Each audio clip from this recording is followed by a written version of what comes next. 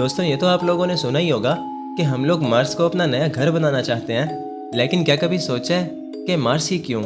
हमारे solar system में 8 planets, 400 से ज़्यादा मून्स और अनगिनत एस्ट्रॉइड्स हैं, बट फिर भी मार्स ही क्यों? क्या मार्स से अच्छी कोई जगह नहीं? तो इसका जवाब है सैटर्न का सबसे बड़ा मून टाइटन। जी हाँ, टाइटन एक ऐसी दुनिया है जो मार्स से भी ज़्यादा अच्छी है।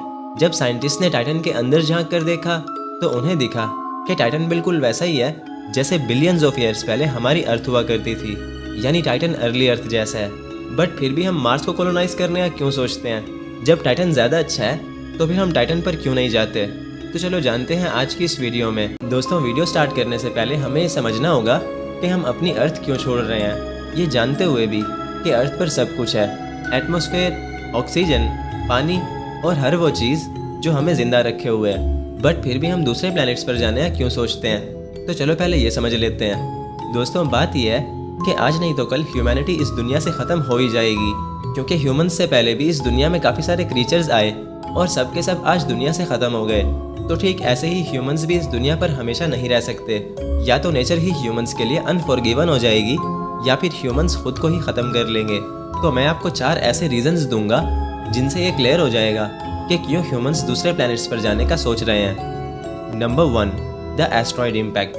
दोस्तों, हमें ये डर है कि हमारे साथ भी कहीं वही ना हो जो 66 मिलियन साल पहले डायनासोर्स के साथ हुआ था, यानी एक बड़ा सा पत्थर स्पेस से गिरा जिसने अर्थ पर इतनी तबाही मचाई कि डायनासोर्स को भागने का भी मौका नहीं मिला। डायनासोर्स हमारे लिए एक कहानी बनकर रह गए और साथ ही दुनिया की 75% स्पीशीज भी उसी एस्ट्रॉयड की वजह से मारी गई। तो हमें ये डर है कि स्पेस में कोई ऐसा खतरा ना घूम रहा हो जिससे हम अनजान हो और वही खतरा ह्यूमैनिटी को ख़त्म कर दे। Number 2, volcanic activity. पहले भी इस दुनिया में काफ़ी सारे रेप्टाइल्स रहा करते थे और फिर वो सब मारे गए क्योंकि अर्थ पर वोल्केनोस फट रहे थे। जी हाँ, उस टाइम अर्थ पर एक वोल्केनिक एक्टिविटी स्टार्ट हो गई थी जिससे ग्लोबल वार्मिंग बढ़ने लगी, एटमॉस्फेयर में जहर फैल गया और बारिशों में भी तेजाब बरसा, यानी अर्थ जहन्नुम बन गई। और देखते ही देखते 70% लैंड एनिमल्स और 96% सी एनिमल्स मर गए, जो अर्थ की हिस्ट्री की अब तक की सबसे बड़ी एक्सटिंक्शन है, इवन के डायनासोर से भी बड़ी। यानी वोल्केनोस के फटने से इतनी तबाही मची। तो हमें ये डर है कि कहीं फिर से ऐसा ना हो और कहीं फिर से किसी वोल्केनिक एक्टिविटी की वजह से ह्यूमैनिटी भी ख़त्म ना हो जाए। Number 3, nuclear war. दोस्तों, अगर नेचर ने हमें माफ़ कर दिया तो इंसान खुद को ही ख़त्म करने के लिए काफ़ी हैं। इंसान के बनाए हुए न्यूक्लियर वेपन्स कितने ख़तरनाक हैं, ये मुझे शायद आपको बताने की भी ज़रूरत नहीं है। दुनिया में इस टाइम 12,000 से भी ज़्यादा न्यूक्लियर वेपन्स हैं जो ह्यूमैनिटी को कई बार ख़त्म करने की ताकत रखते हैं। इलॉन मस्क ये कहता है कि अगर गलती से भी 3rd वर्ल्ड वार हो गई तो हमें नहीं पता कि दुनिया में क्या बचेगा। ह्यूमैनिटी या तो बिल्कुल ख़त्म हो जाएगी, बट फिर भी अगर कुछ ह्यूमंस बच गए तो वो फिर से डार्क एज में चले जाएंगे, यानी स्टोन एज में। यानी सीधा सीधा कहा जाए तो इंसान या तो खुद को ही ख़त्म कर लेंगे या खुद को लाखों साल पीछे भेज देंगे। Number 4, artificial intelligence. दोस्तों, इसमें कोई शक नहीं कि एआई बहुत तेज़ी से दुनिया में फैल रहा है, लेकिन क्या हो कि अगर यही एआई ह्यूमंस का दुश्मन बन जाए?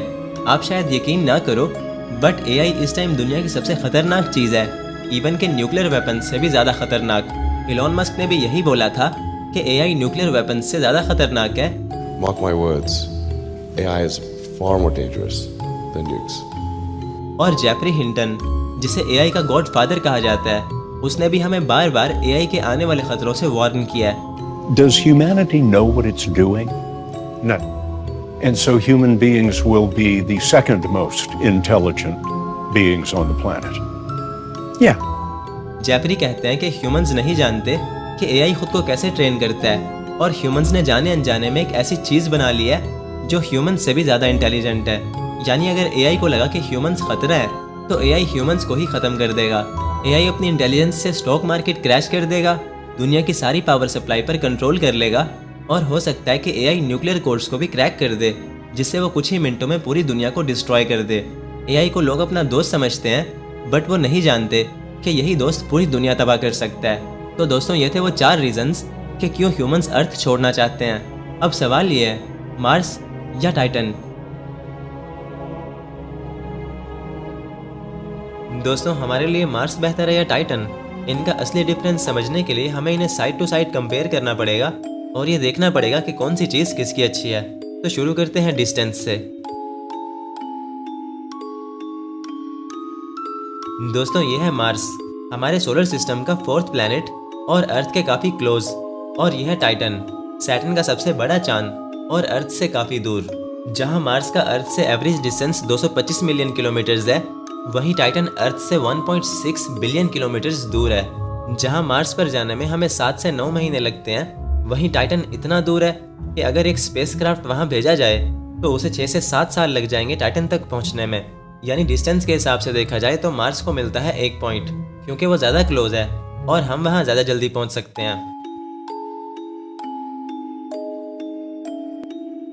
दोस्तों अब बात करते हैं एटमॉस्फेयर की, क्योंकि बिना एटमॉस्फेयर के इंसान जिंदा नहीं रह सकता। तो दोस्तों अगर एटमॉस्फेयर का कंपैरिजन करें तो मार्स का एटमॉस्फेयर इतना पतला है कि उसे एटमॉस्फेयर बोलना भी मजाक है।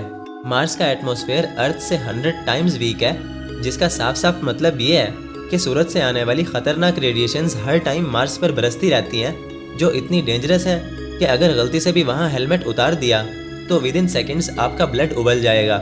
बट वहीं अगर हम टाइटन को देखें तो क्या टाइटन के पास एटमॉस्फेयर है?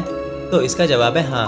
टाइटन भले ही एक मून है, बट टाइटन के पास एक बहुत ही घना एटमॉस्फेयर है जो हमारी अर्थ से भी ज़्यादा घना है। जी हाँ, जब साइंटिस्ट ने पहली बार टाइटन के एटमॉस्फेयर को देखा तो उन्हें यकीन नहीं हुआ। उन्होंने सोचा नहीं था कि एक मून के पास भी इतना घना एटमॉस्फेयर हो सकता है। तो टाइटन का एटमॉस्फेयर काफ़ी घना है और यही वजह है कि टाइटन सोलर रेडिएशन से महफूज रहता है। यानी एटमॉस्फेयर के मामले में टाइटन विनर है और यहाँ टाइटन को 1 पॉइंट मिलता है। दोस्तों मैग्नेटिक फील्ड एक ऐसा कंपोनेंट है जो हमारे एटमॉस्फेयर को प्रोटेक्ट करता है। यानी अगर हम अर्थ की मैग्नेटिक फील्ड हटा दें तो सूरज से आने वाली खतरनाक सोलर विंड्स हमारे एटमॉस्फेयर को डिस्ट्रॉय कर देंगी। और अगर एटमॉस्फेयर डिस्ट्रॉय हुआ तो पानी स्पेस में चला जाएगा, और अगर पानी गया तो लाइफ भी जाएगी। और यही सब हुआ था मार्स के साथ। जी हाँ, ऐसा माना जाता है कि बिलियंस ऑफ ईयर्स पहले मार्स पर भी पानी था जो कभी ओशंस में बहा करता था। मार्स पर एक मैग्नेटिक फील्ड हुआ करती थी जिसने मार्स के एटमॉस्फेयर और उन ओशंस को सेफ रखा हुआ था। बट ये सब हमेशा नहीं रहने वाला था। मार्स की वो मैग्नेटिक फील्ड कहीं गायब हो गई, जिससे मार्स का एटमॉस्फेयर डिस्ट्रॉय हो गया और ओशंस भी स्पेस में चले गए। यानी मैग्नेटिक फील्ड के ख़त्म होने से सब खत्म हो गया। तो अब देखना ये है कि क्या टाइटन पर मैग्नेटिक फील्ड है? तो इसका जवाब है नहीं। टाइटन के पास भी कोई मैग्नेटिक फील्ड नहीं है। तो अब सवाल ये आता है कि जब टाइटन के पास कोई मैग्नेटिक फील्ड नहीं है तो उसका एटमॉस्फेयर अब तक सेफ कैसे है? क्योंकि उसे तो डिस्ट्रॉय हो जाना चाहिए था ना। तो दोस्तों इसका जवाब है सैटर्न के पास। जी हाँ,